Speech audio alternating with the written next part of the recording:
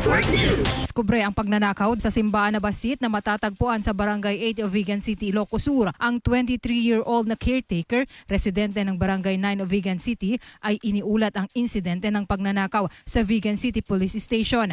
Ayon sa investigasyon, binuksan ng nasabing caretaker ang main door ng simbahan. Saka pumunta sa silangang bahagi ng simbahan, ngunit laking gulat niya nang makitang nakabukas ang lock ng pinto sa silangang bahagi ng simbahan. Pinuntahan ng caretaker ang mga mahalagang gamit sa loob ng simbahan at nakitang sira ang mga kandado ng 2 donation box at wala ng pera sa mga ito. Tinignan din ng caretaker ang cashier box kung saan nasira din ang lock at nawawala ang cash load na nagkakahalaga ng 5,000 pesos.